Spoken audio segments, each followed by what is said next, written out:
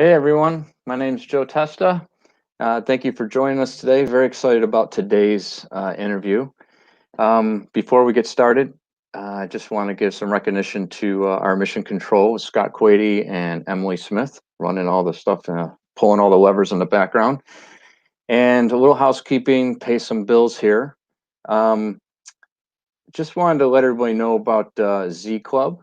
I don't know if for those of you that don't know, it's a great way to get updates and the latest news and exclusives about product, education, our artist family, and you can sign up to get that at Zildjian.com. And of course, obviously, you can also follow us on social media, which is great. And then another additional platform or pages that we have on the Zildjian.com is our Zildjian Learning Zone, which has a lot of great educational resources and constantly adding new stuff to that now. So please check those things out. Okay, I'm not really into doing big intros because usually if you're here, you already know who these people are. So I am going to bring Mark Guiliana on right now and we'll get this started. So let's get Mark on. Hey, Mark. Hello, sir. How are How are you? you? I am doing well. How are you, my friend? Great. Thanks for having me. Oh, it's a pleasure. First and foremost, how are you and how is your family? And in light of all the craziness in the world and all that stuff, you doing okay? Yes, all things considered, we're good. That's the easy answer. I'd be lying if I said we're not I'd be lying if I said we weren't happy just kind of hanging out at home, really making the most of it. And especially with both my wife and I, our music takes us out of the house a lot, lots of traveling. So it's really a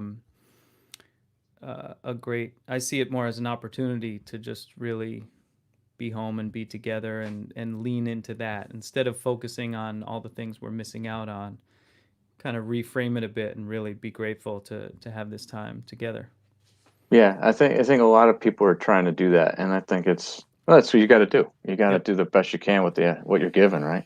totally. Um, okay, so let's just hit this out of the park right at the beginning because I know people have been asking. And so, Mark Juliana Zildjian, why? How do we get here? How did you come to this choice? And well, let's just start there. Let's just throw it over to the plate. Sure. Yeah. If I had to really think about it, I mean, of course, it's any choice of the instruments you play should be based on sound, right? So it's of course it's a pursuit of sound first, and in the existing catalog. Actually, let me just say I'm super grateful for my previous relationship and want to honor them. I had a great time and loved those people. But looking forward, at the Zildjian catalog as it stands is so ripe with a wide variety of just great sounds. I like to play a wide variety of music, and so I need to pull from definitely pretty uh, contrasting places in the catalog, and I could do that with great confidence, and it's all super musical.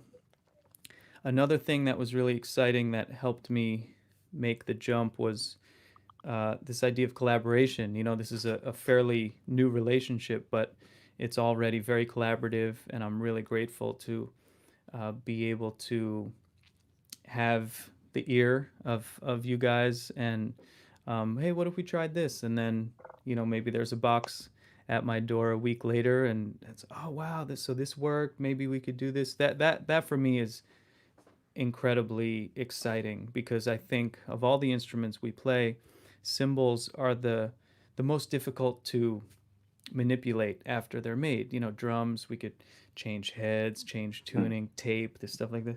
Cymbals, with a few exceptions, kind of however it leaves the factory, that's what it is. So be able to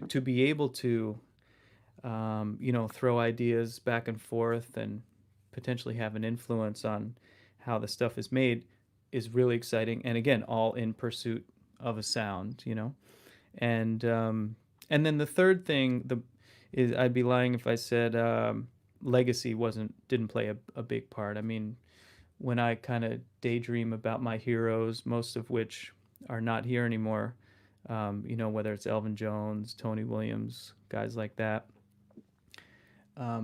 These records that I've listened to hundreds, thousands of times and heard these sounds, they're really embedded in my brain, and you know, it's to be a part of that, just to be the smallest little piece of dust inside of that legacy is exciting. And also, a side note, to be able to try to get my hands on some of those older cymbals and play them, try to really chase those sounds that I've heard from these guys so much, and just learn from those instruments and see how to bring those sounds, into the music moving forward. Yeah. Well, first, thank you for all. I mean, we're just so you know. I mean, you do know this. We're all very honored to have you. I mean, it's really exciting, and I think a lot of your input. I mean, just judging by the excitement, I think there's a lot of excitement out there as well because just the little video clip that we played there. I mean, it got a lot of really good responses, and people are like, "Whoa, what's that? What's that?"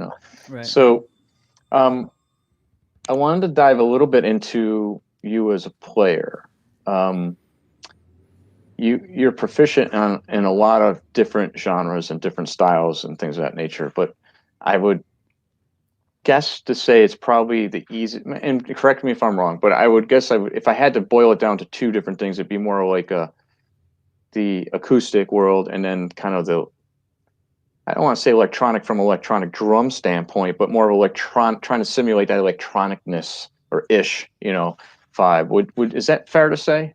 Yeah, those are kind of the two pillars. And then, yeah, sure, there's plenty of room in between for other things to fall and different combinations of those.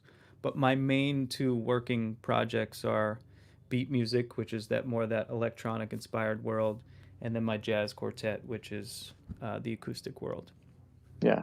Well, let's hit a little of the beat music thing. So your last record, beat music, beat music, beat music, just in case you didn't get it the first two times. Exactly. Um, uh, Grammy nominated, right? Yeah, that was a total surprise. It was in the best contemporary instrumental album. So, That's awesome. yeah, that was the last thing on my mind when making the record. And I didn't have anything to do with the submission. It all happens through the Yeah. label and stuff. So that was quite a shock and quite an honor. And yeah, just grateful. We we lost, and that's okay. Hey man, I'll take a getting loss in that. nominated, Yeah, exactly. that's impressive, I'll take a to get. loss any day. Yeah, for Yeah, sure. that's awesome. Um, let's talk about your setup when you're doing that type of music. Like what's your approach? What are you looking at and why? Sure. So what you said is totally true. Pulling, drawing on a lot of influences from that world, the more electronic music world, which sometimes is not even a real drummer playing, whether it's programmed or loops that are chopped up and different stuff. So the instrument choices are chasing those sounds. So with the drums, it's real simple, just kind of kick, snare, floor tom, usually pretty dead sounds in a more, again, that kind of drum machine world. And then for the cymbals, I'm really looking for really down the middle sounds. I need the hi hat to sound like a hi hat, you know. I Yeah. and I need a big crash. So when I hit it, it's a crash. Things like that. And also sometimes I'll include a smaller hi hat. A lot of the electronic music I love, there might be 8 different hi hat sounds within a 4 bar phrase, or constantly the samples are being tweaked, or the pitch is changed, and all these different snare drum sounds. So trying to get as much sound as I can out of the little bit that I do have.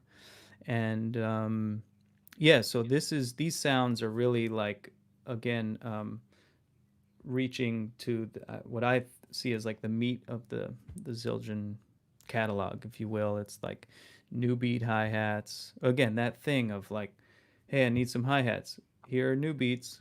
Okay, from any year, All right, here we're good. We're good. You could put the bottom on the top if you need to. You play them traditionally. Put two tops. Really, it's the new beats.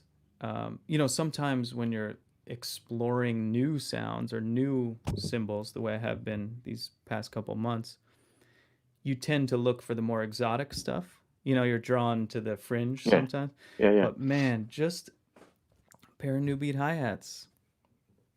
That's Check, it. you know? Yeah, yeah, yeah. So yeah, this is the more you know, uh, yeah, I guess more standard sounds, trying to chase that electronic sound. And we have a clip before we run it though. I just want to explain to everybody that because of the internet, we didn't want to lose any, like have anything break up and delays and all that. So Mark pre-recorded a couple of things so to further the point that we're talking about. So this first video we're going to run is a video showing exactly what he just talked about when it comes to trying to grab that electronic type of music. So Scotty, let's run that one.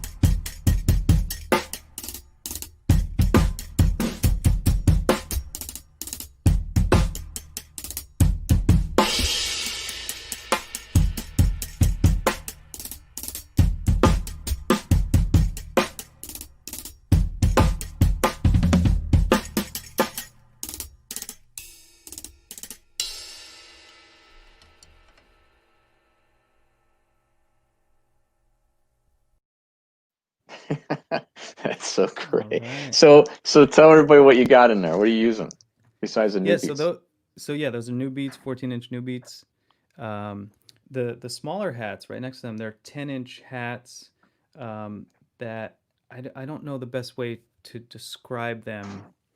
Um, but yeah, they're unlathed, and the goal was sometimes with smaller hi-hats, I find that they're a little lighter than I wish them to be, or every now and then they feel more like an effect rather than a standalone Yeah, hi-hat.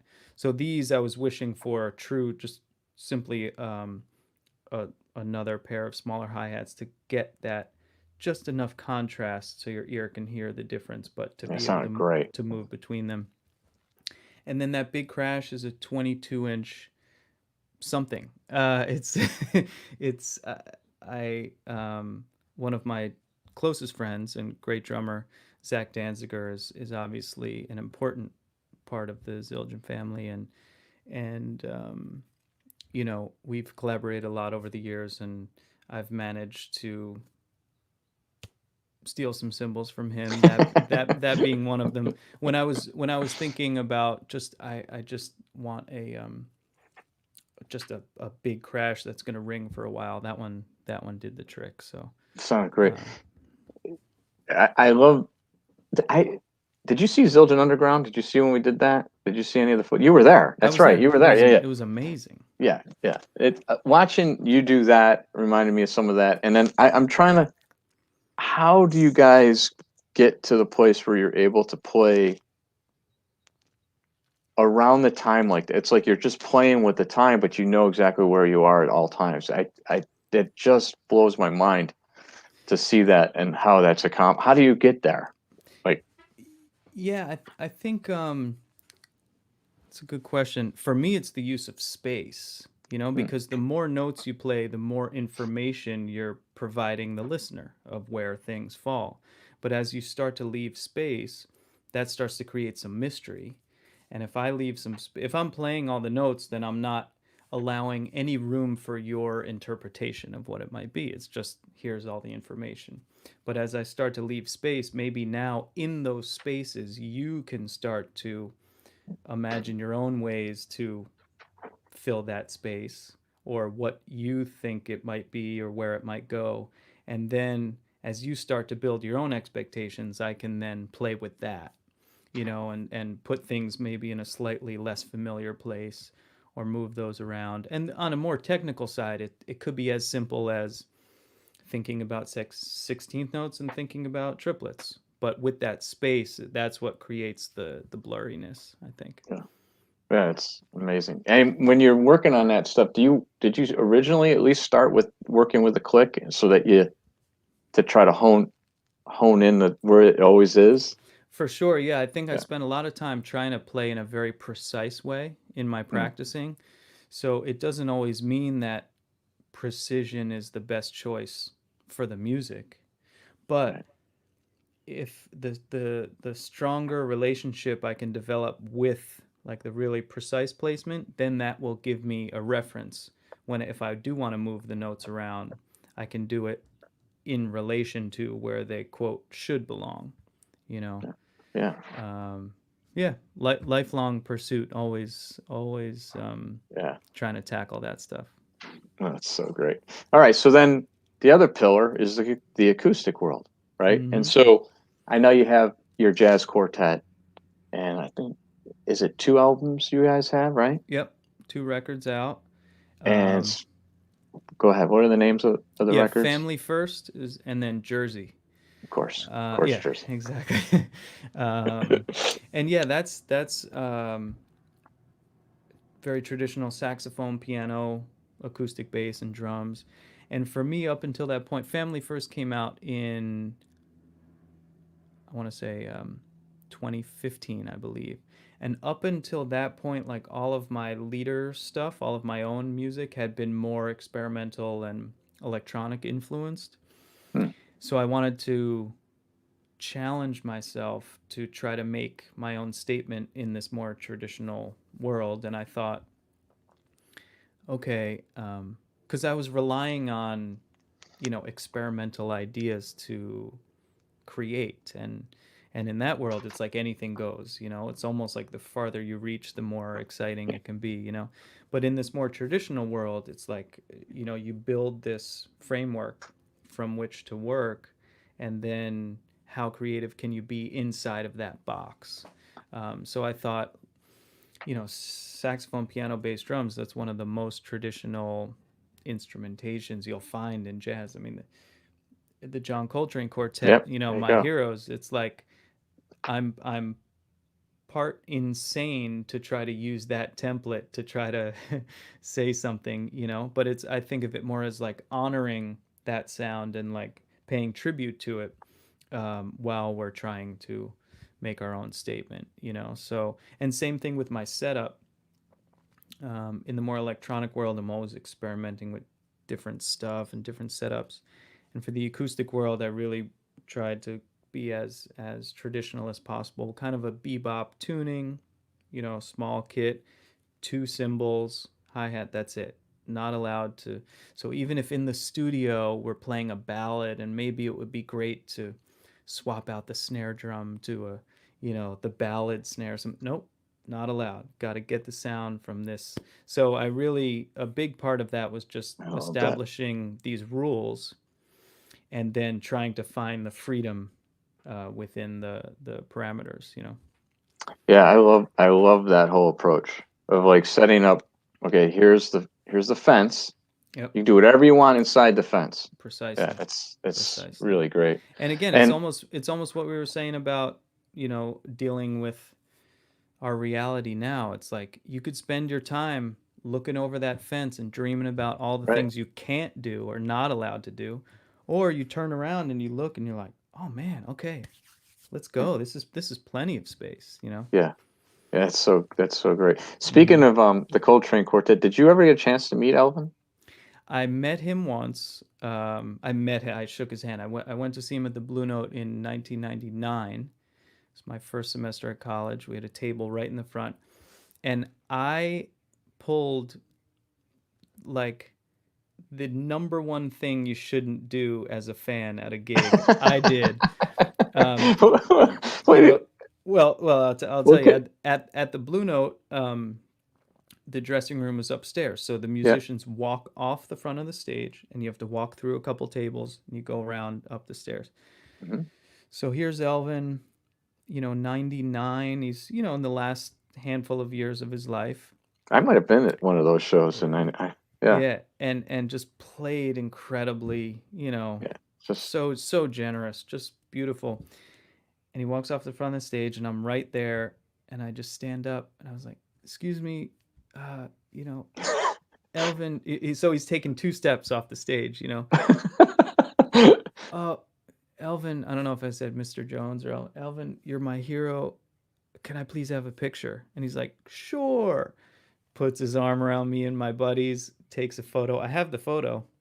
yeah. Um, and it was like, wow. And I didn't realize now, as a performer, you'd like 30 seconds to yourself at the least, just a moment to like take a breath. And then if you want to talk to people, so let that be a life lesson. I mean, I use that. If Elvin was up for a picture 2 steps off the stage, geez, then I can be as No, well.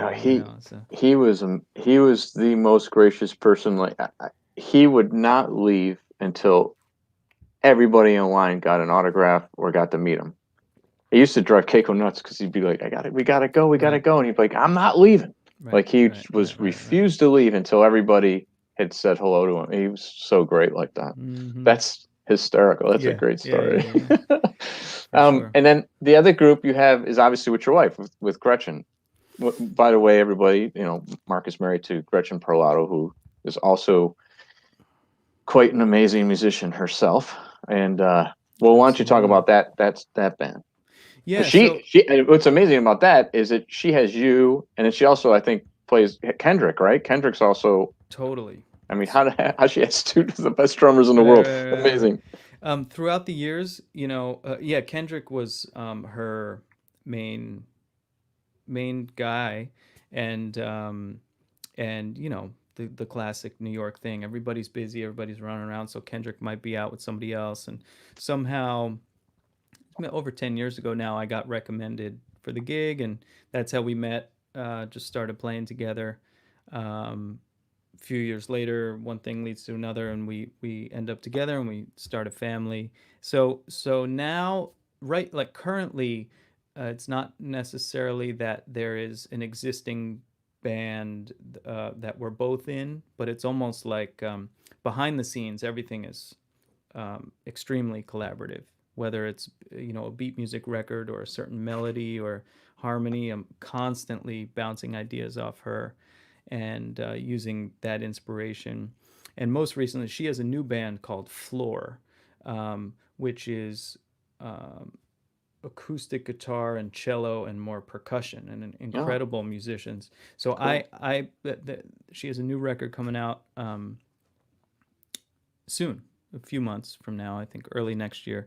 So I did play on a couple tracks of that, but yeah, less so one specific project and more so like just trying to include each other in as much as we can. That's a lot of talent in one family, man. Like, and I know you have one son, Yep. um, Yep. Marley, right? Marley. Exactly. Yep. And is he playing? He's yeah, he hits the drums. I don't know if he's playing them, but he's an amazing singer. I can't sing, and he is an amazing singer. So I'm grateful that he got those genes. But I mean, he's certainly you know obsessed with music the way a 6-year-old could be. So it's not necessarily disciplined practicing or anything of a particular instrument, but really he's a great dancer. He's actually taking breakdancing classes through his school. So so we'll Yeah. see where that goes. Yeah, but he's got a ton of energy, and I'm excited to see how that comes out, you know. Yeah, that's awesome. Well, we're gonna play another. Now we're gonna play another clip, but it's gonna be more of the acoustic nature. Cool. But I want to remind everybody also too, if you guys have questions, hit us up with them. We're getting a few in now, so and we'll try to get to some of those either throughout or at the end there. But let's watch this clip and then you can tell us a little bit about it. Cool.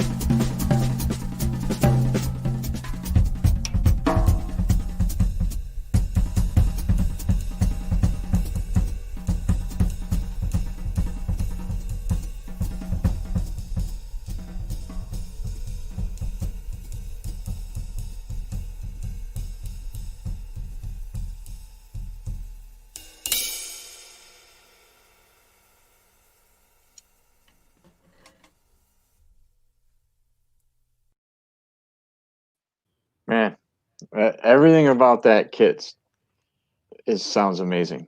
The whole ensemble. It's funny. We got a question from I think it's Wagner Ramnos Mark. He says, "I realize that great drummers like you have been exploring the sound of smaller kits. Why do you think this has happened?"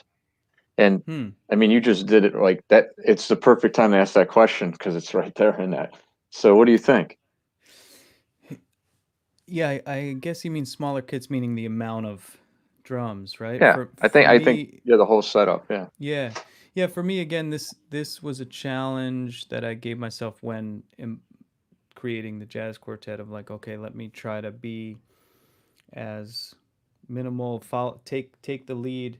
You know, I think it's there's something that gets talked about a lot is uniqueness or finding your own voice. And I think when Hmm. people think about unique, they tend to think about new and different and those kinds of adjectives, um, as opposed to, well, yeah. So, and you can achieve that with gear just by maybe choosing some unusual things. You go to the hardware store and you buy the trash can lid as your ride, and then you have whatever it might be.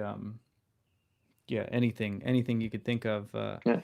You use your drum throne as you hook up a pedal to it, and now that's your bass drum, and it's Yeah. triggered by a. So just with some material purchases, you've become unique. You're like, oh, you're the guy with the kick drum throne trigger, you know.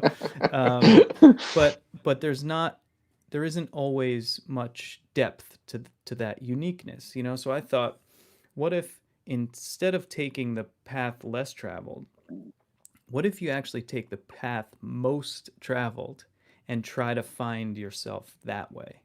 You know, so it's less about these more unique, obvious, you know, statements, and more about finding yourself in this more traditional sound. I mean, that setup that I'm playing without doing any research could easily be quite possibly the most played setup of all time, right? From Mm, Ringo to Elvin to whoever it yeah. might be. So to actually deliberately take that path and say, all right, if I want to learn more about myself, I want to try to do it on the path most traveled. And that's when it was a little more soul searching and getting to the deeper, hopefully the looking around in the deeper spaces of the expression. Um, but also it's just so fun. It also makes me, on a lighter note, I realized something pretty early on about myself. If something was in front of me, I'm gonna hit it, whether it's right for the music or not. You know, I'm gonna, it's there, I'm gonna hit it. So as I started to remove elements, whether it be, you know, a splash or another tom or things like that, I realized I didn't necessarily miss them, you know. And if I did miss something about them, I could probably find something similar from what was left, you know. So I noticed in that performance, I was like using on the rack tom, I was playing a rim shot a lot, and it Mm. gives you that higher sound, um, which, you know, I've that it really reminds me of Bill Stewart, actually. That he's one of the first guys Yeah, yeah, yeah. I heard use that sound. But that's almost like, okay, I only have one rack tom. I'm wishing for a higher sound. Oh, wouldn't it be nice if there was another rack tom? No, because then I would just be hitting that thing whether it was right or not. So maybe that is in search of that kind of thing. Or there's only two cymbals. I wish I had a little higher sound. Okay, let me reach for the tip of the stick on the bell, or this all different stuff. Even with one set of hi-hats, you know, previously we had two, but if you just go to the bell and play some particular things, that could start to sound like a whole new So instrument, you basically, know. so basically, the idea of minimalization almost forces you to be more creative. 100%, Yeah, 100%. It's really it in inspires me to make the most out of what I have. yeah, I have to work yeah, harder in a good way to find more sounds, you know. yeah. That's great. And so on that setup, it looks like you had some Coropes variations in there, right? Exactly. So the two cymbals, the easiest way to describe them would be caropes. They're like a 20 on the left and a 21 on the right with a rivet. The 21 on the right is from the last few months. So that is new, but certainly has a beautifully old character. Um, and really, the experience of playing it, I mean, I love the sound, but it really has a nice feeling to play, the Hmm. physical feeling of playing it, which of course is so important, you know, to everyone has they're wishing for a certain experience while they're playing, you know. Yeah, yep, And then the hi-hats are the new Avidus, which 14-inch, which I think are a home run. yeah. Just They're beautiful. pull them out of the bag and they do the trick. Yeah, yeah. It sounds so great.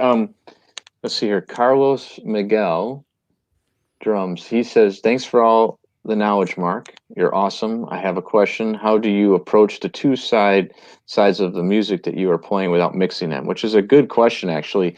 You have the electronic-ish and you have the acoustic. How do you keep them in their perspective camps, I guess, respective Yeah. camps? Yeah, that is a good question. However, I actually, well, okay, I think the answer is this: the sound is what keeps them in each of their camps. So you'll notice that the setups are quite different, and then um, the way to get the sounds from each setup to make sure they're different, or changes the way I play. You know, whether it's response, if there's more dead sounds on the electronic side, I have to play in a different way. Now with the more acoustic drums and that higher tuning, it really allows me to play quiet and explore that range. So in my mind, every time I sit down, it's all the same. Really, it is. There are no divisions in my mind. Every time I sit down, I want to play from the same place and be the same musician. But of course, the environment informs the more particular choices, and then so those setups really do help me make the best choices that would be most appropriate for each situation. Yeah. But I don't want to Yes. divide them in my mind, because then if I sit down to play acoustic music and I tell myself I'm not allowed to use any of that electronic influence, then I'm no longer me. I'm chipping away at what makes me me, you know? And that took me a long time to figure out. When I was younger, if I went to a jazz gig, I thought, okay, I'm just going to try to play like Max Roach. I can't let anyone know that I love Dave Grohl, you know? Or if I went to the rock gig, I would say, all right, I'm just, yep, going to channel Matt Cameron and not let anyone know that I love Tony, you know? And as I got older, the more I allowed myself to let my influences just hang out and coexist, like, I think is might sound a little silly, but I really do think about it. There's like all my influences are hanging out at a bar in my mind, you know, and Matt Cameron is talking to Elvin, and Tony's hanging out with Dave Grohl, and then Square Pusher is hanging out with Art Blakey, and so really Yeah. the more they can come together and be one, this idea of being yourself, I really think about it more as um, it's strange to think about it as being myself, because I see it as all pre-existing elements. Um, so none of that is me, But as I put them together, it's the recipe Yeah. of those things that Well, that it's then like your creates kid. uniqueness. Right, You right, know, it's you and your wife, and then you have a kid. He's a combination of the two of you, but he becomes his own. It's totally. So I same think idea. I think the more we can all honor our influences and really let them be in there in the most natural way, that's when you really discover who you are. And then let the music dictate what you do with it. Totally, Yeah, yeah, that's totally. great. Speaking of Matt, Mm-hmm. so I know this is a start. It's actually kind of a funny story. So as you know, I go to see Pearl Jam and see Matt at Fenway. I don't know. I think it was a couple summers ago now, Mm-hmm. right? Because we just missed this summer as a wash. But and unbeknownst to me, you're there. And Mm-hmm. they have you come out on stage for that song and play cowbell, which was great. And I was like, "What are you doing here?" I'm texting you, and you're like, "What are you doing here?" Right. That was Totally. hysterical.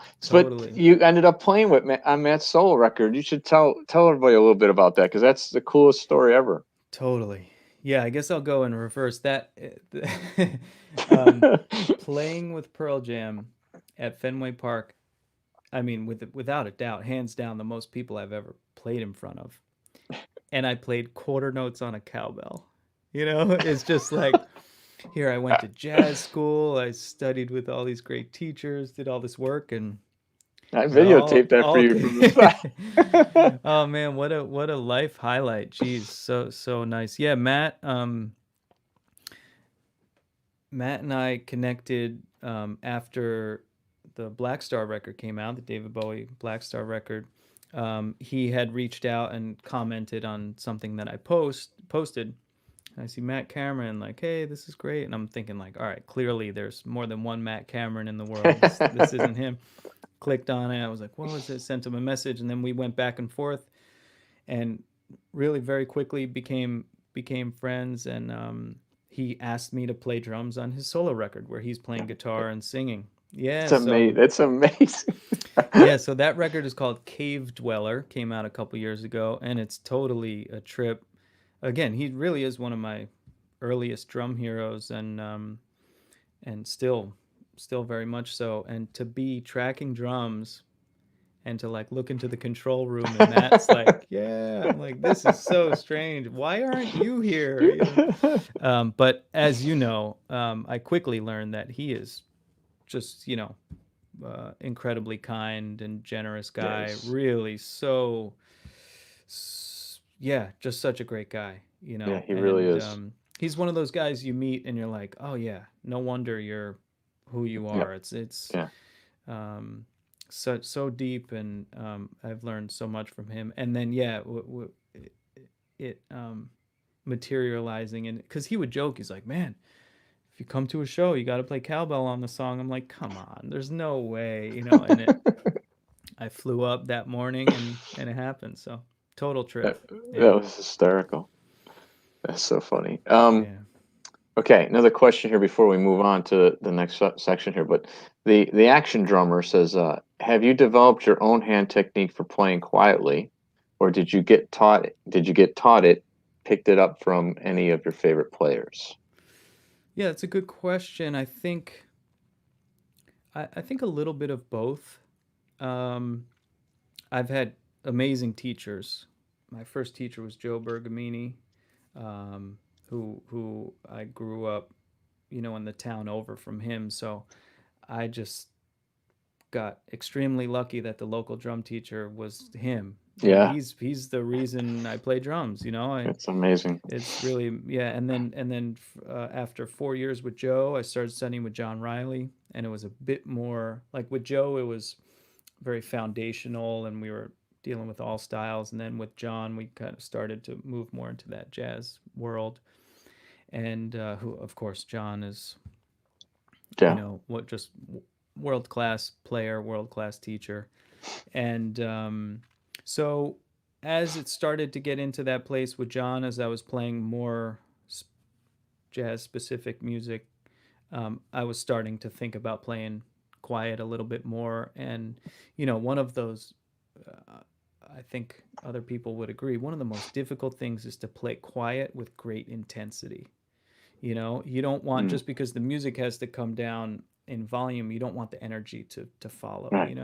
so there was a bit of like, I had to learn how to almost disassociate, like unlink the energy from the volume, so that as it came down they wouldn't be linked and it would go with it. So but that mostly came from just having to play in quiet situations. I think, to answer the I you know I always think that it's not a great answer to say, well, it's just experience and, being in that situation. But really, with playing quiet, when we're at home, we can try to practice quiet, but quiet in relation to what? We To all have what? our Yeah. we all have our own definition of quiet. So I realized I wanted my definition to be of quiet to be the quietest version in the band, so that when everyone else is playing what they think is super quiet, I'm in this kind of more still a comfortable place for me technically. Um, so yeah, really, some, of course, from teachers and a little bit practicing, but really it started to come together when I had to actually be in the moment and be playing quiet. Yeah. Yeah. Cool. Let's I want to talk about sound exploration because you are one of those guys that um not too different than Zach, really. Like always looking for something new, always looking to experiment, something to inspire you in a different direction or something like that. Um, I know you've worked a lot with Paul Francis and with Christian Lyman here at Zildjian and the Prototype, and you guys have been just having a lot of fun. And those are two guys you can have a lot of fun with. Um, Absolutely. give me give me a little bit about that. Like, where does that come from? Where does that desire to find those sounds? Where's that coming from? Well, again, I think referring back to the early part of this conversation, with drums or heads, even sticks, like a lot of that exploration you can do on your own. You buy a drum kit and then you just go crazy with experiments, um, with placing things on the drums, tape, open tuning, muffling, super low, super high. Those are all experiments you can do yourself. But Yeah, again, these experiments with cymbals, for the most part, have to be done in the production process, So again, super grateful to be in touch with Paul and Christian and all you guys, and just say, and just daydream a bit, like, oh, what would happen if we, and subtle stuff, really subtle. What if there was just a little more hammering on the bell? What if the cymbal was 300 grams lighter? What would happen? Just all these Yeah. questions. And really, we can have an idea. Oh, I think I know what that'll do.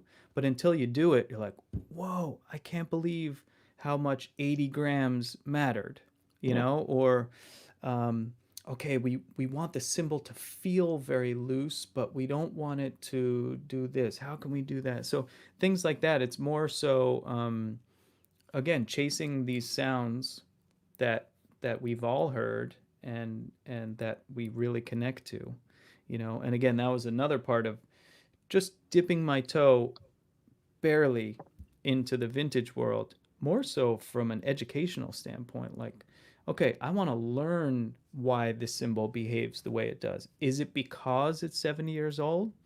Maybe that's part of it. Is it because there was a flaw in the production process that day? Maybe. Is it because the natural patina that's happened has provided some sort of nice dampening, nuanced, all these things? And then, and how can we bring those discoveries forward? It's not that they are only contained in those instruments. We Yeah. use those instruments as inspiration to try to look for new sounds moving forward. So yeah, that's it in a nutshell.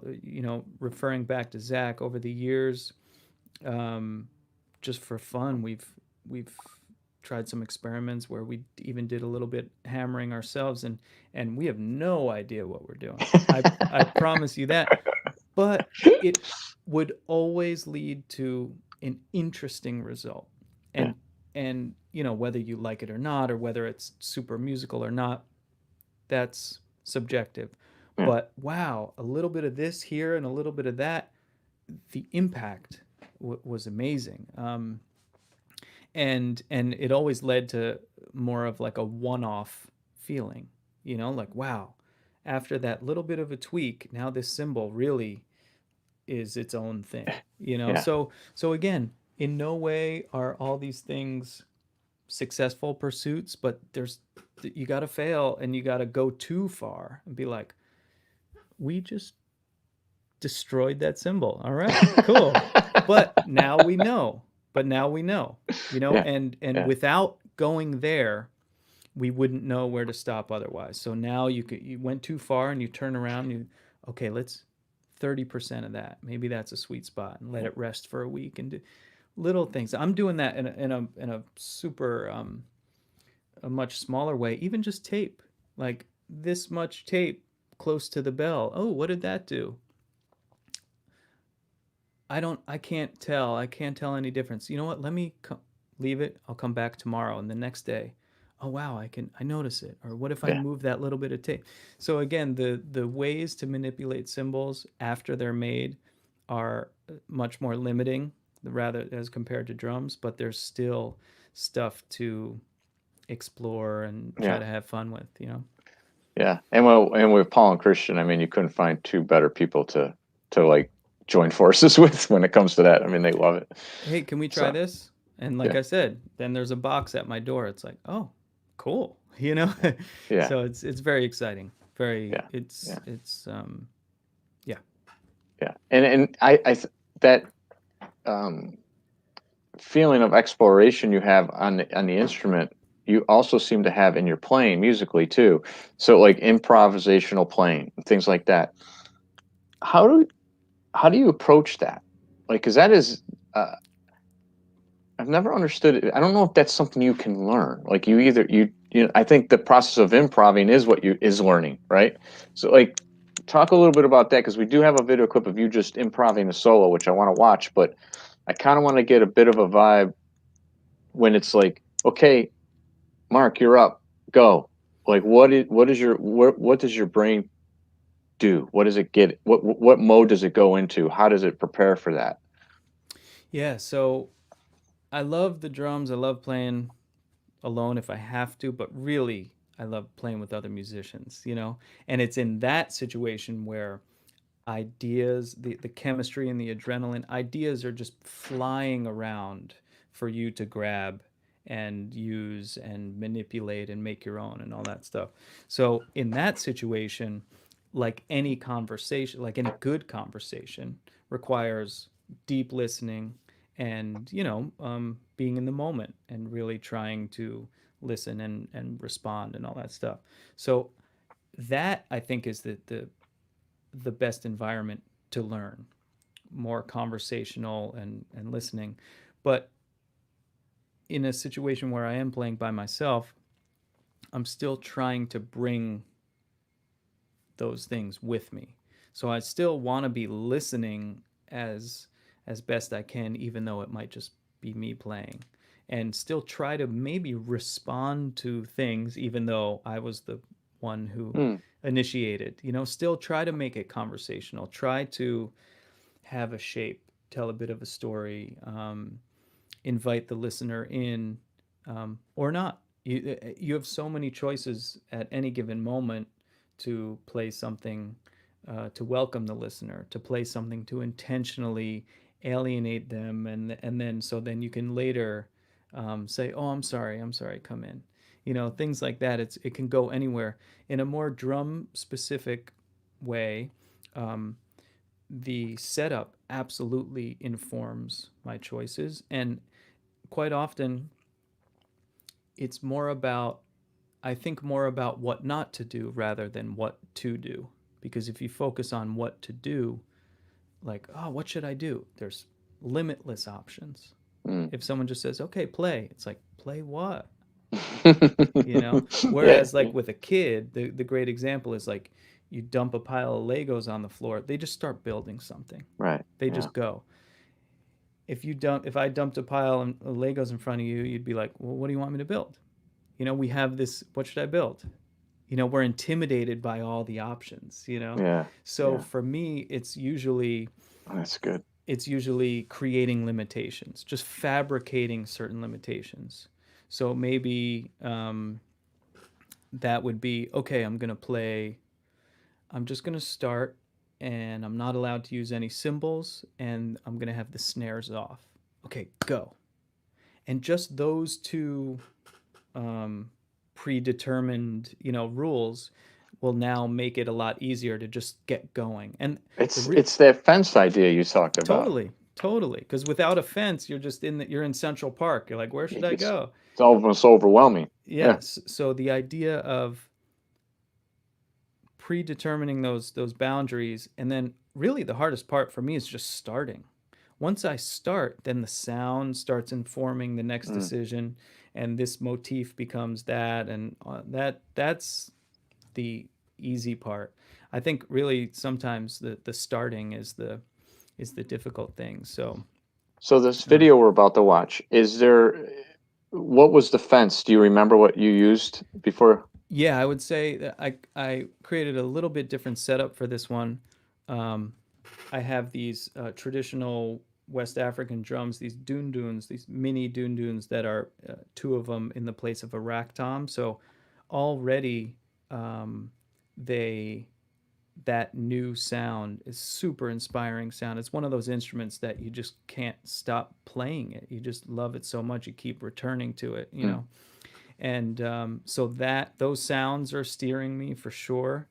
Um, I have a couple cymbals with, I think, some bells on one of them, and another uh, like swish cymbal with rivets, but a little splash on top. Just combinations of sounds, and the rest of the kit. So in this, and to go one step further, with all due respect to Vic Firth, the greatest drumsticks in the world, I am using the sticks that are a more traditional stick for these drums, these dunes. So I bought them. There's this incredible. I have to give a shout out. There's an incredible shop here in Los Angeles called Motherland Music, that I've never. Huh. They have some instruments that I had never even seen before, and you know drums from around the world, but focusing on West African percussion, and like really, it's like a dreamland in there. And they make some sticks out of, you know, carved branches and whatnot. So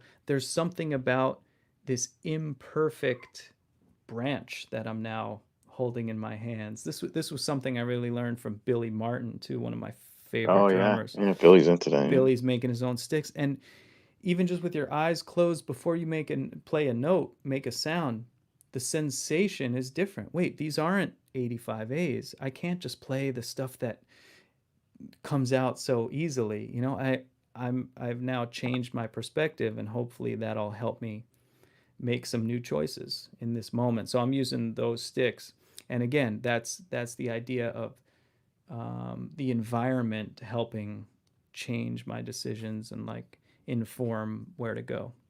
All right, cool. All right, let's take a look. Let's listen.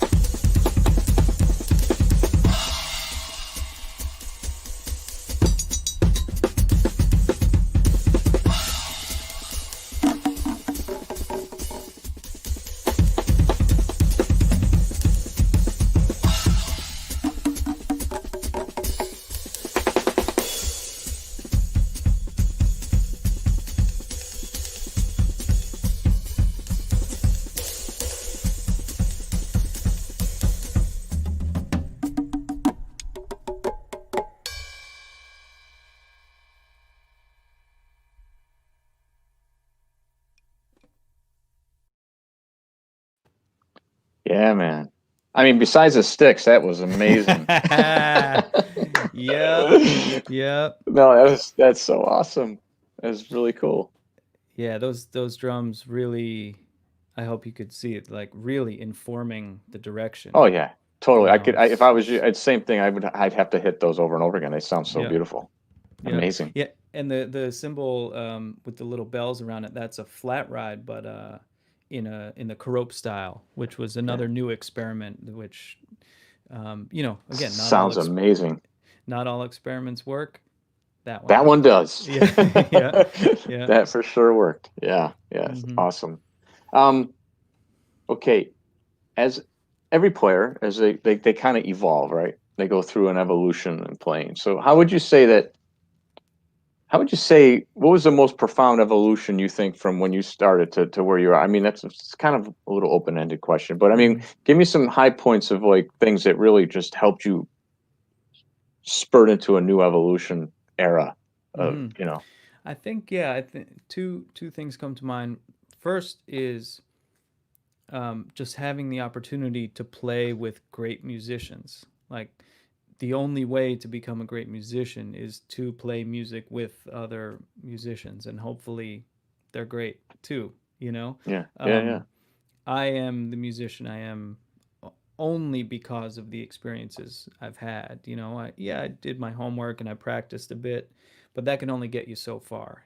So I'm like really grateful to the experiences I've had and just being out on the road a lot, playing every night, just playing all the time, and always putting the music first, making the best choices for the music in each moment, and again, that is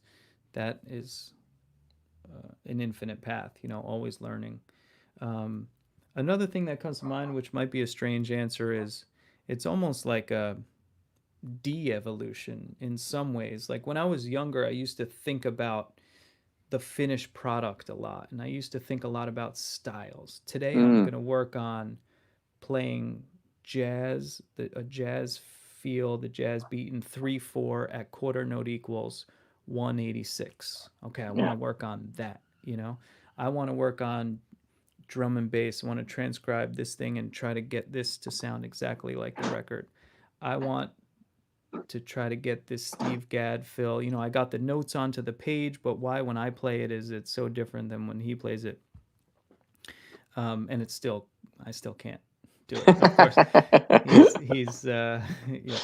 yeah, But this idea of like really, it's like I was working on finished products. I was trying to like finish things in my practicing, and now over time, now I'm playing from a place where like I'm desperately trying to resist the temptation to finish anything, because it's like now it's just all about the fundamentals and keep watering those seeds so that in all the different situations I arrive in, I can rely on those, but I haven't already made all these specific choices, leaving that for that moment.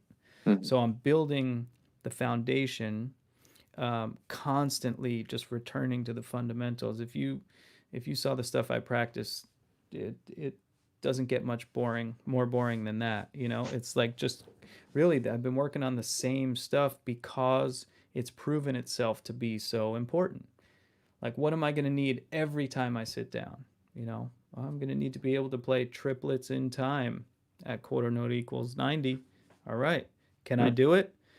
And you'd be like, yeah, I could do that. And then you sit down and you're like, whoa, this can totally be improved.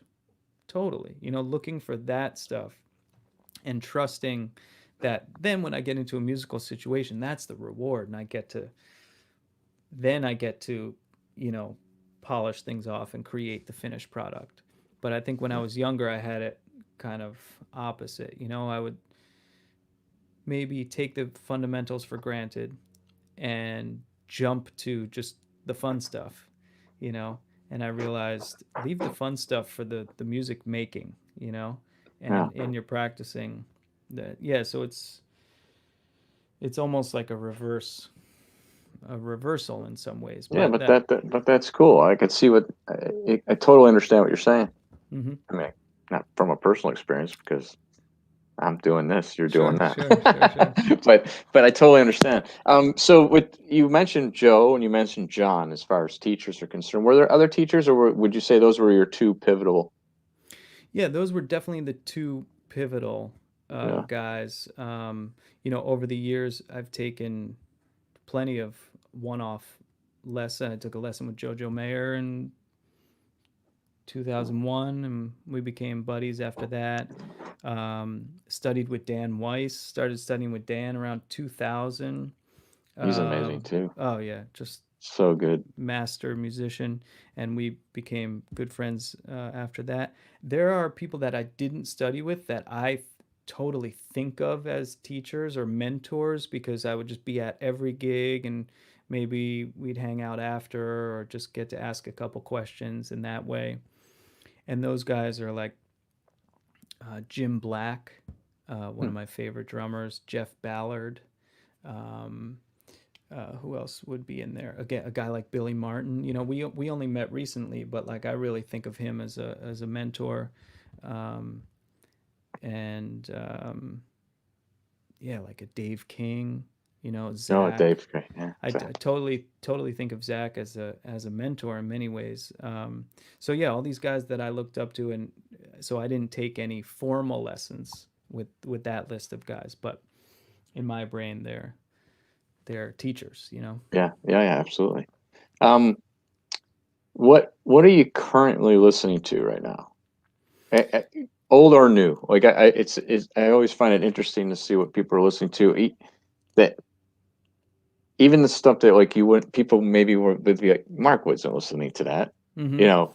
But I like to know that stuff because I think musicians of your caliber I think are open and listen to almost everything. Totally. Super. I try to keep my radar really wide and I try to stay relatively up to date with. I mean, there's so much music that comes out every day, it feels like. So I try to stay up on that, but admittedly, I really always end up returning to kind of the same stuff of healthy dose of Bob Marley, healthy dose of John Coltrane.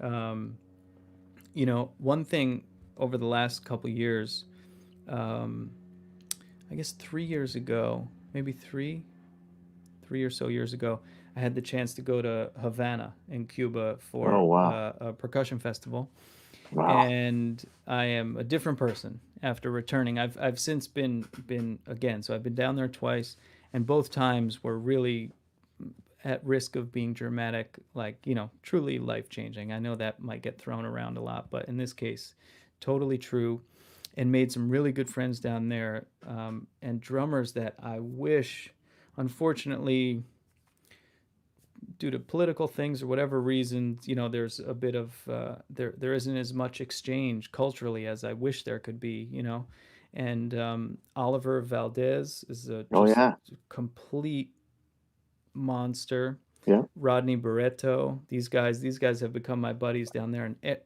all the time we're going back. Man, I need some new records. Hey, can you send me stuff? Send me stuff to check out. So it's a lot of this music, this particularly world of rumba has really opened me up, and these guys brought me to see a band called Osain Del Monte, and it's Adonis Panter is the leader, and he's a conguero and singer and everything. And that night, being in that room that night is I will never forget everything about that night. It was just incredible, truly like you know as as deep as a musical experience that I've had, you know? mm, And so, yeah, there's no drum set in that world. It's, percussion and voice, but to try to learn from that music and those guys constantly, it's one of those things. It's kind of like when I first heard jazz or heard John Coltrane or Miles or something, Elvin Tony. I had no clue what was going on, in my brain, but there was something going on in my body that I yeah, yeah, had to listen to and had to chase that, So that's how I feel with this music. I don't know what's going on, but it makes me feel a certain way that I need to pursue it, and I'm trying to, get my hands dirty a little bit and get in there. So yeah. yeah. Oh, excellent. Um, I had a question about practicing. Sure. Um, how has that evolved? Like something I find, and I say this a lot in a lot of the interviews because I'm really seeking to find, I'm starting to realize that I think it's just different for the different people. But knowing how to practice makes a big difference. And I find that the guys, uh, like again, of your caliber, have figured it out early on how to practice correctly so that the time that you are allotted to practice, you get something out of it. Is that, do you find that to be the case for you? Like, do you, or what you see when you're teaching or whatever, like, am I hitting something right here? Am I on the right path to something? Yeah, sure. For me, I was never the most disciplined practicer. I didn't have um, this like infinite well of inspiration to just at any moment I'm like, yeah, I'm gonna go practice. I needed um, how would you? I needed, yeah, like the motivation and the inspiration to do it, and where I would get that from is um, personal experience.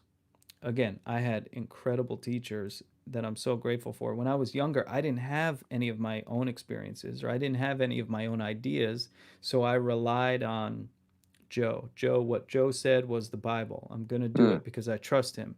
What John says to work on is the Bible. I trust him. I'm going to do it. But as I started to get a little older and have my own experiences, then those musical experiences were now informing me and telling me what I need to work on. So if I had a gig last night um, with some blues band or something, and I'm playing, and there's a certain tempo that I'm like, wait, why does this feel weird? This feels terrible. Oh man, I wish I could. I'm trying to, fake it and like get through the tune, but like, and if I feel like that, then I can't be listening. I can't be in that Yeah. moment and responding. So that personal experience will now send me running home and say, okay, I don't want to feel that again. What was that tempo? Why did it feel weird? Oh, wow, I've never really practiced triplets at this tempo, or I've never done this. And that's what will drive me to make the most of that practicing. That personal experience will always, still, every time I play music with other people, I'm learning about what I need to practice every time. So Yeah. that's what I think you need to love what you're working on, or truly understand why it's so important. And sometimes maybe someone else telling you that it's so important can go a long way, but maybe not get you to that place of true passion and hunger to obtain it. Mm. So my best results from practicing come from how bad do I want the thing that I'm working on. And the reason I want it so bad is because I already proved to myself that I don't have it yet, you know? Yeah. And I want that. Hey, I need this thing. There's going to be a time where this tempo comes up. Another time, I don't want to feel that way again. Okay, what do I have to do? Whatever work I have to do now. So it's really, yeah, through those experiences. Excellent.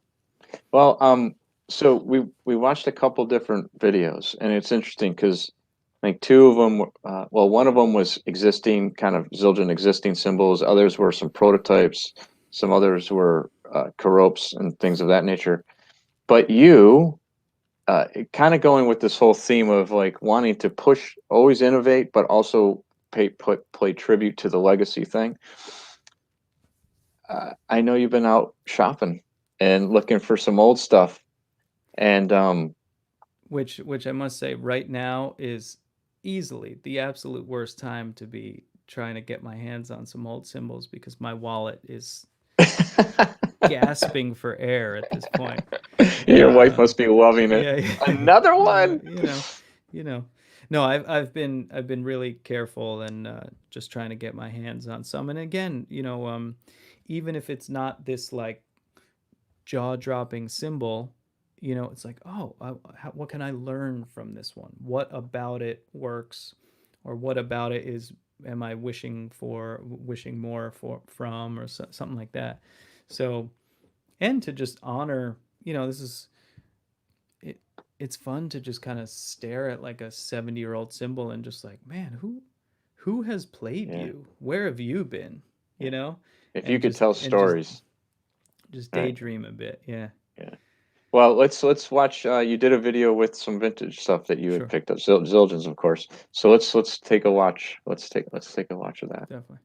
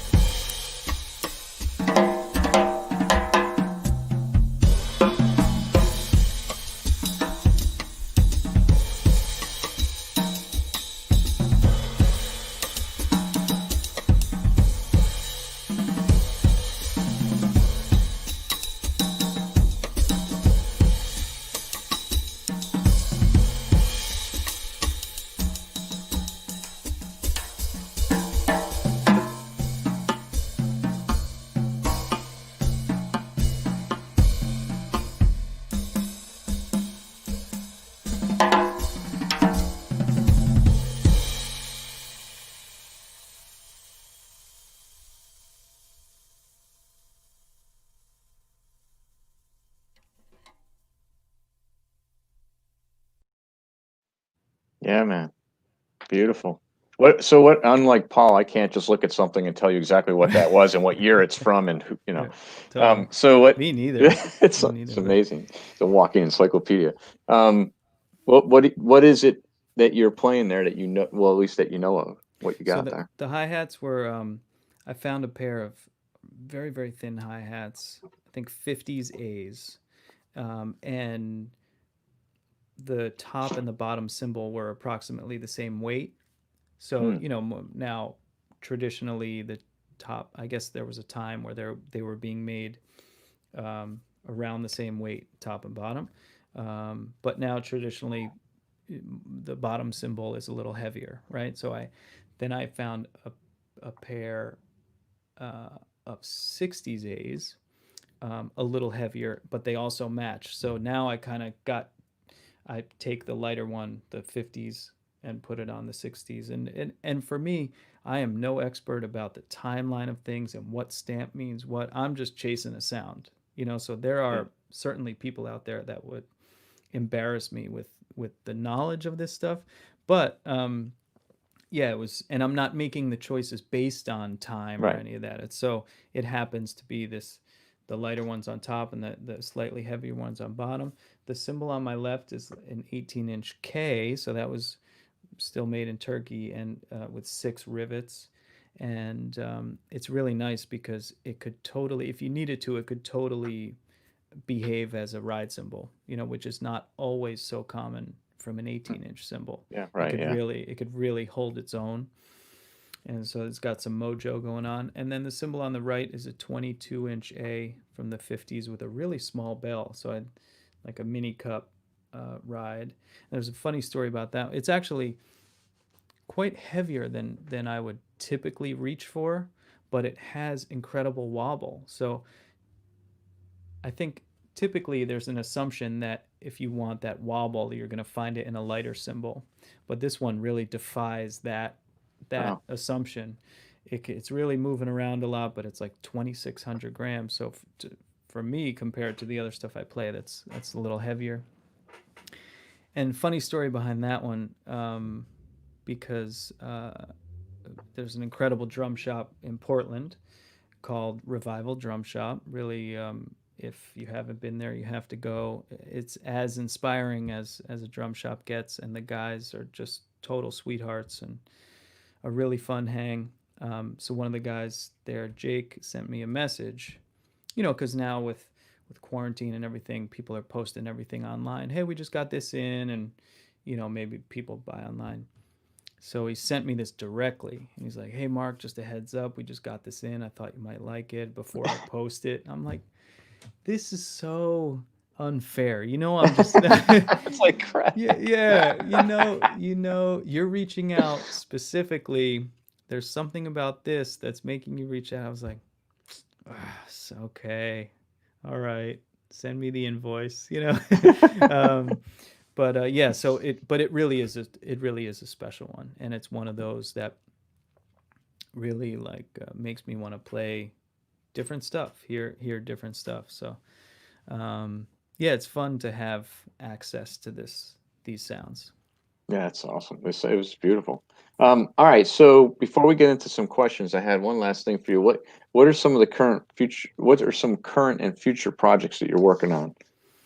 Yeah, I mean, right now there's great limitations, of course, so I'm just trying to stay creative at home.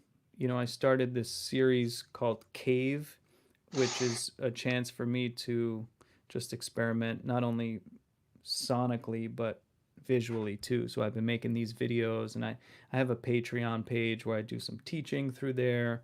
I'm doing a couple Q&As a month, and then I'm posting these cave videos.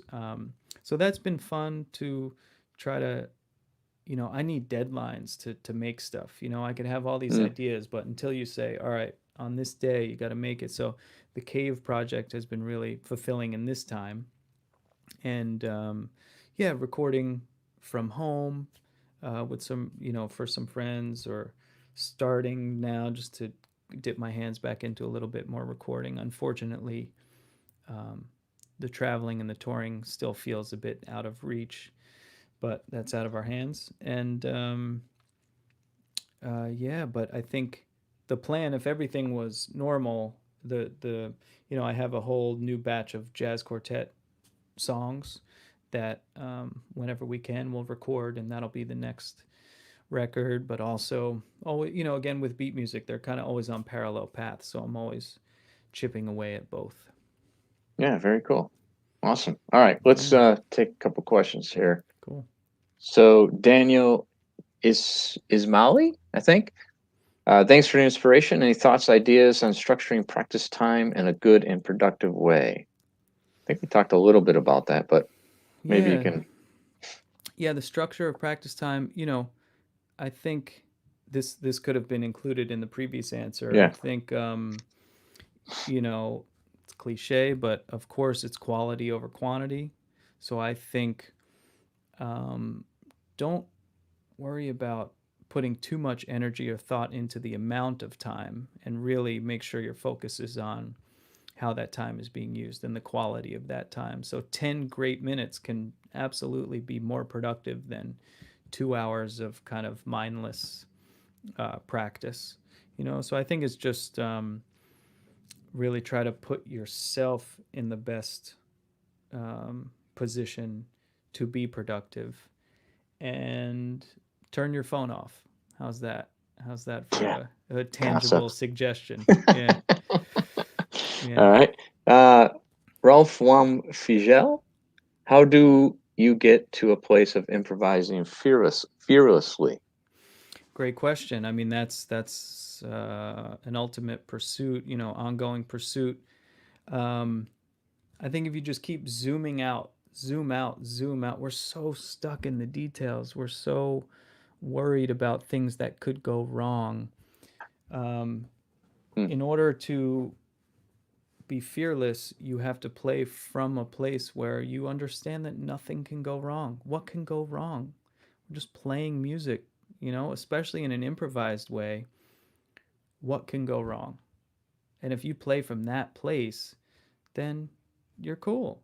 You know, I mean, usually when I ask that, I like to ask that in a room of drummers. Okay, what can go wrong? And someone says like, "Oh, the beater falls off," or your floor tom leg slips, or a cymbal falls off.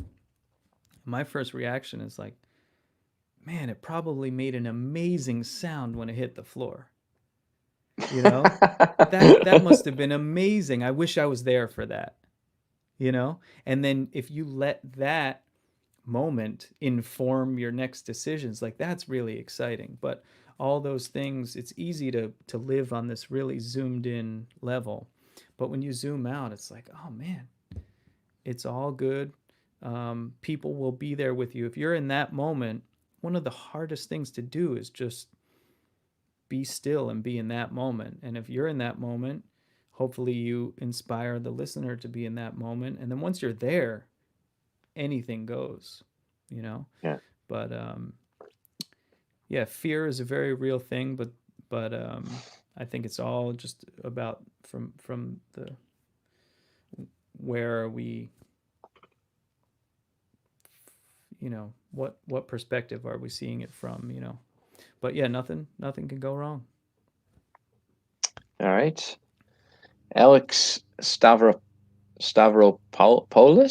I don't know. Hi, Mark. Do you believe practicing without a metronome has benefits for your feel? How do you divide your time practicing with and without metronome during your practice? Good question. Yeah, I think A lot of practice questions. yeah, metronomes are great, but I think the easy answer would be spend whatever amount of time you spend with the metronome, be sure to spend at least that same amount of time without it. So it's more of a tool rather than something that you rely on. So I wouldn't, yeah, it maybe 50-50. If you were to lean more towards one, I would say a little more without the metronome, just because when you get into the music, most of the, you're probably not going to have a metronome in your ear. There certainly are gigs where now more and more in popular music people play to a click. And if that's the case, I'd always be playing to a click. I would be preparing for that situation. Hmm. But when I'm playing with other musicians, I never hear a click. So I don't want to get too attached to it at home. All right. What about Bowie? Okay, yeah. Yeah, I should probably hit that a little bit. So, because we've had the private conversation about it, but maybe it'd be good for some people who haven't. How did that come about? How did the Bowie gig come about? And what was your experience with him and that whole project, you and Tim and the whole thing? Sure, I'll try to be quick. Um, Take your time. Yeah, so from the very beginning, before Black Star, there was a song that was a collaboration between David and Maria Schneider. She's an incredible composer, arranger, band leader in New York, and David was a fan of hers. So he said, "Hey, want to work on a song together?" So they start working on it, and I Maria asked me if I could play on that song. So I said yes. And then Donnie McCaslin, a great saxophone player who I play with often throughout the years, was in Maria Schneider's band.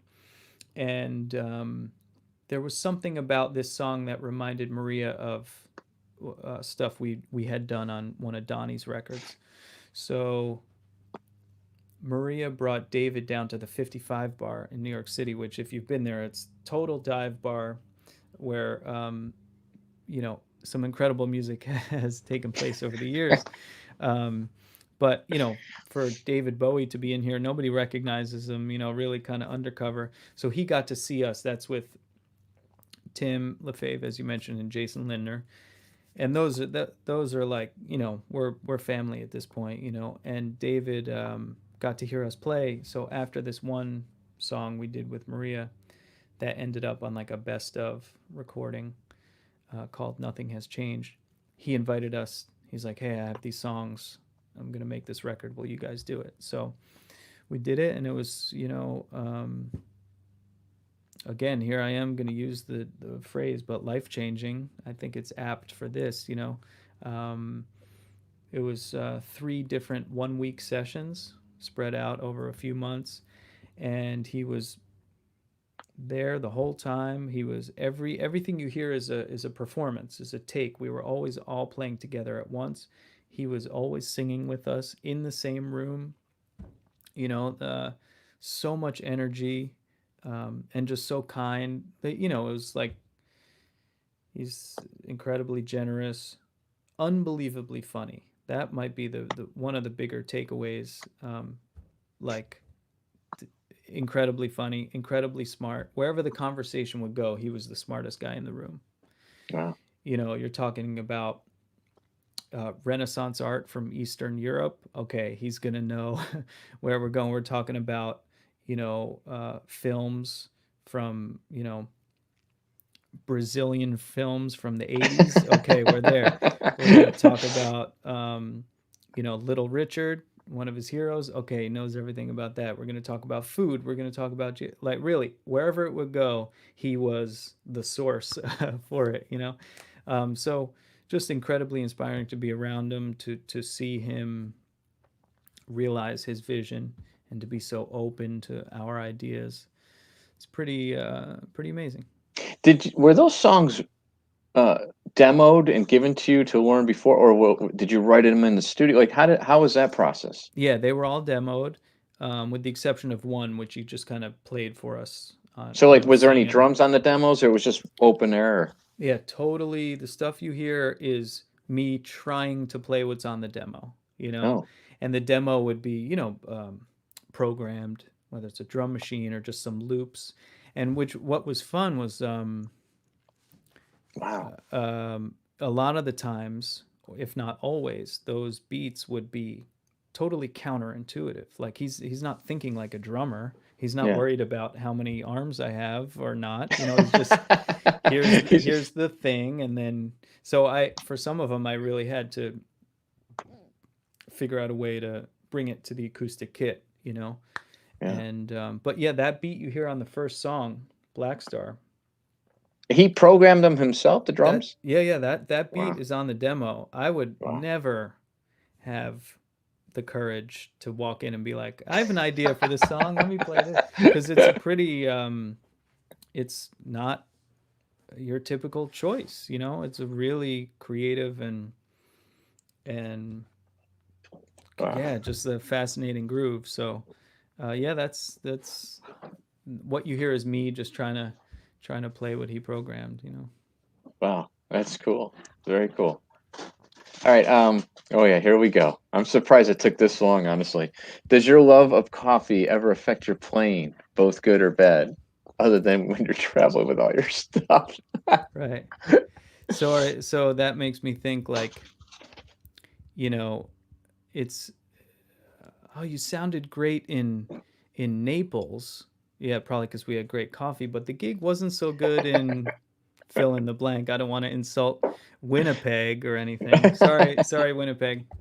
I just know there's a lot of Tim Hortons up there. Anyway, um, no, I think I do love coffee. It's an innocent hobby, you know, and it's at the very least, it's a really nice routine, especially when I'm home, to have my setup and make it every morning, take my time. It's a very manual setup, but also on the road, I kind of have my road set up, and to be able to wake up in Budapest and you don't know where you are and you got jet lag and you're missing your family. It's like to have that kind of routine to maybe make you feel normal for a Oh, second. yeah. You're Yeah. like, oh, okay, I'm home. Trying to trick myself, I'm home, because you get the smell, and of course you enjoy the coffee and all that stuff. But it's like, yeah, it's almost just as much about the ritual as it is the drug, you know? Yeah. Yeah. Yeah. No, that's cool. I have to. I think it's you and Jason McGurr that are responsible for me getting into coffee as It's much as well. I'm not definitely as much. I'm not really. I'm not into it like you. I have my one cup a day, right. but No, it's you I guys. usually do a cup a day. I try not to overdo it. Um, Yeah, but you guys are on another level of. it's fun. I It's gotta the bean from the east of Ethiopia, not the south. You got to get the right one, and yeah, it's got to be, yeah, this month. totally. Jason, um, I got to hang with Jason. We've hung many times over the years, but a couple years ago I was at his place and um, hanging out at home and spent a night. So um, we definitely got to nerd out a bit. There's an incredible roaster up by him in Bellingham that he got us a tour and a tasting and all this stuff. So we went all in. Full in. That's great. Yeah. All right. Let's see here. Pork roll or tail or ham, Oh, please. so clearly this person's from New Jersey. I'm not sure how many people know about this debate, but 100% Taylor ham. Yeah, Taylor I don't ham. know what. I have no idea what that's all about. Okay, we'll leave that. We'll leave that for the Jersey folk. Taylor ham. It's kind of a North versus South Jersey battle. Let's see here. Hi, Mark. How do you practice deliberately playing behind or before the beat? Yeah, I think this makes me think of a previous answer where a lot of times in my practicing, I'm trying to play in a very precise way. Quite frankly, I think it's hard enough to play on the beat. So I'm still working on that. Really, Yeah. really. And I believe that it isn't until you have a really strong knowledge of the beat that until you have that knowledge, you can't choose to be ahead or behind it because you don't really know where it belongs, you know? So the stronger relationship you can have to where the beat belongs, then you can make your choice of where to where you place it in regards to that knowledge, you know? So sometimes the question is it's like, "Hey, how do you play behind the beat?" And the question is, "Behind what beat?" You know, we Mm, got to really learn about where that beat quote unquote should be before we can make a decision about moving it around, you know. So I yeah. put more of my energy into just playing on the beat, and then as we've been talking about, if the music asks you to play behind or ahead, then hopefully you can do that in that moment. Yeah. Excellent. Hey, Mark, could you share some insights into tuning your drum set? Oh, that's a good question. That is a good question. Unfortunately, might not be a great answer. I um My mantra is stop when it sounds good. There you go. But you know, in the more tuning, I have no rules, no rituals. Um, it's usually with the higher tuning, the more jazz tuning.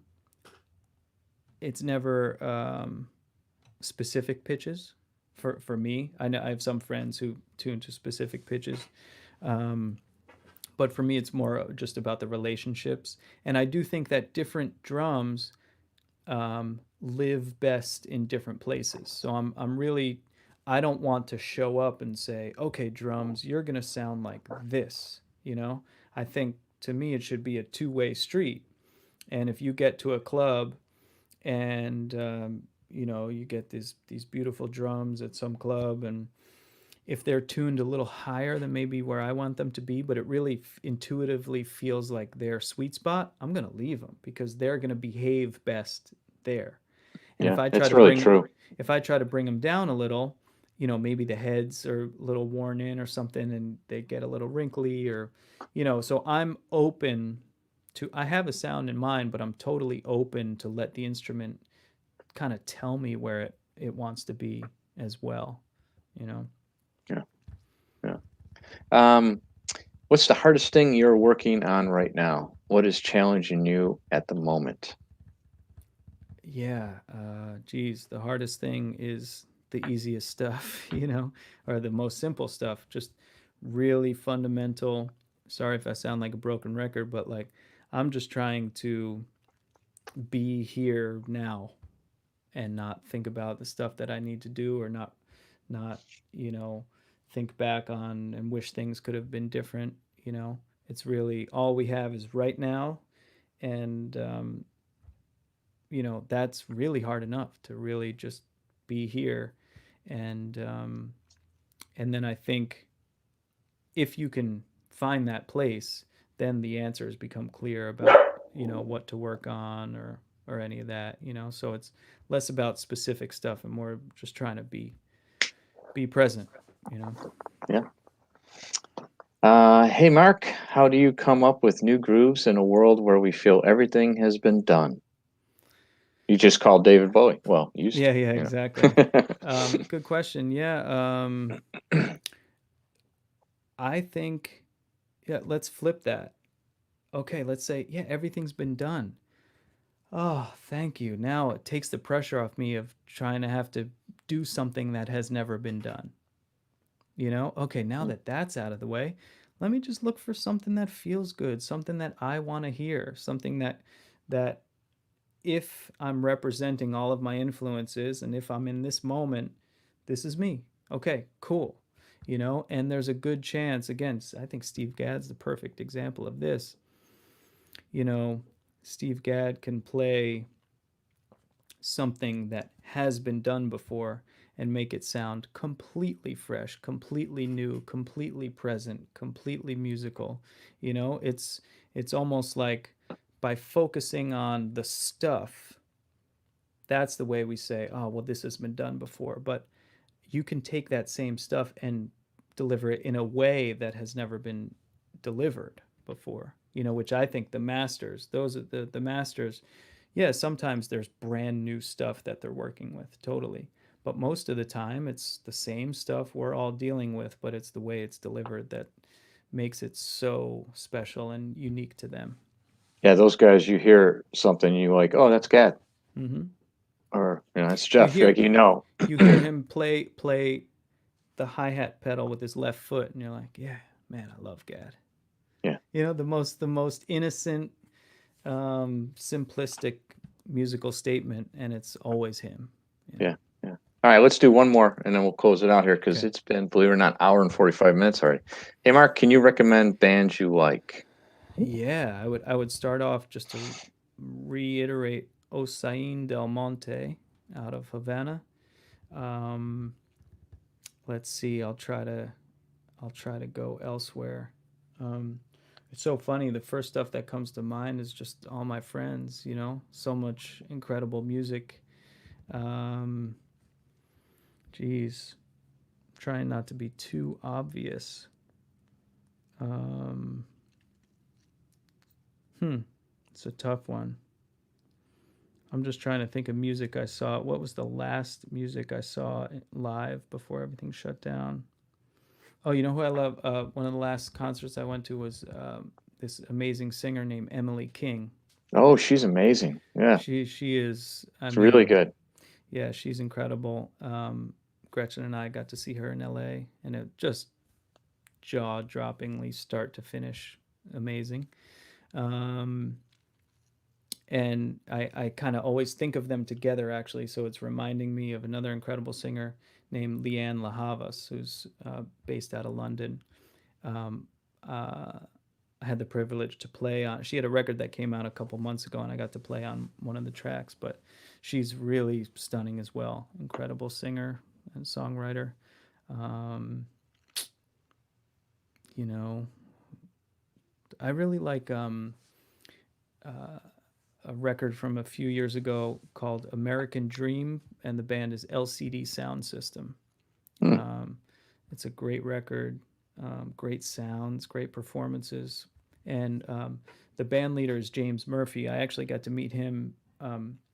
He came in during one of the weeks of making Black Star, and he was kind of in a producer type role. So got to connect with him then and have been really digging into his music since. So, yeah, that's the stuff that comes to mind. Awesome. All right.